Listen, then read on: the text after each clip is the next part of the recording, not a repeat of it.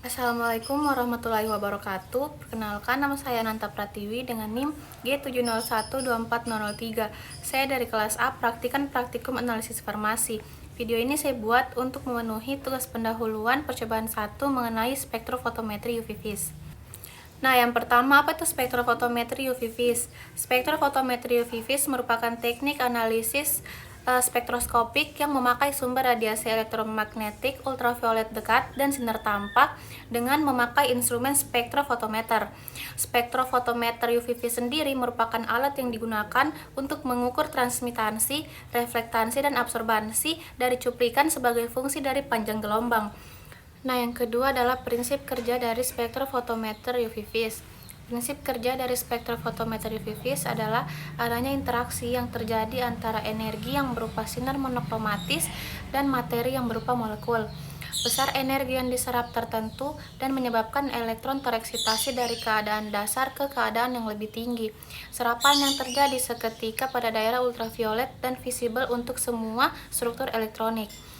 Simpelnya, prinsip kerja dari spektrofotometri UV vis yaitu adanya interaksi antara materi dengan cahaya yang memiliki panjang gelombang tertentu.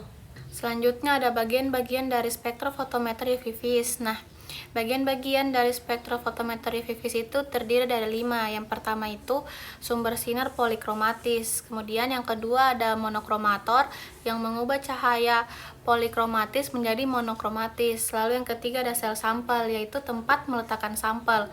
Biasanya itu adalah kuvet. Lalu yang keempat ada detektor yang menangkap cahaya diteruskan dari sampel dan mengubahnya itu menjadi arus listrik. Kemudian yang terakhir ada readout atau sistem pembacaan. Nah, selanjutnya jenis-jenis spektrofotometer UV vis.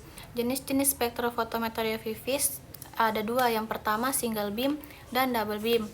Perbedaan kedua jenis spektrofotometer tersebut hanya pada pemberian cahaya, di mana pada single beam, cahaya itu hanya melewati satu arah sehingga nilai yang diperoleh hanya nilai absorbansi dari larutan yang dimasukkan. Berbeda dengan single beam, pada spektrofotometer double beam, nilai blanko dapat langsung diukur bersamaan dengan larutan yang diinginkan dalam satu kali proses yang sama. Nah, pada single beam itu digunakan untuk analisis kuantitatif yang mengukur absorbansi pada panjang gelombang tunggal.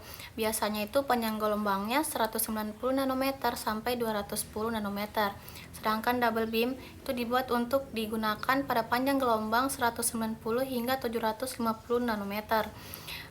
Double beam itu mempunyai 2 sinar yang dibentuk oleh potongan cermin, sehingga sinar pertama itu melewati larutan blanko dan sinar kedua itu melewati sampel. Selanjutnya, hukum Lambert-Beer dan pengaplikasiannya dalam spektrofotometri UV vis. Nah, jadi bunyi dari hukum Lambert-Beer yaitu besarnya absorbansi suatu larutan berbanding lurus dengan konsentrasi zat terlarut dan panjang lintasan cahaya yang dilalui oleh larutan sampel tersebut.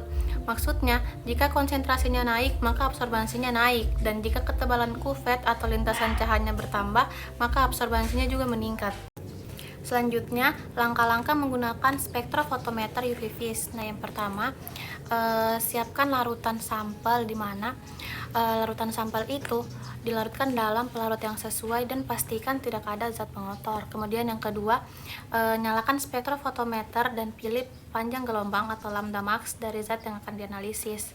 Kemudian yang ketiga, isi kuvet dengan pelarut tanpa sampel atau biasa kita bilang dengan blanko, itu digunakan untuk kalibrasi nol absorbansi.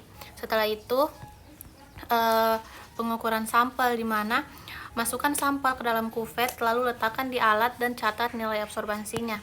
Setelah kita sudah temukan nilai absorbansinya, ukur beberapa larutan standar dengan konsentrasi yang berbeda, lalu buatkan grafik konsentrasi dan absorbansi.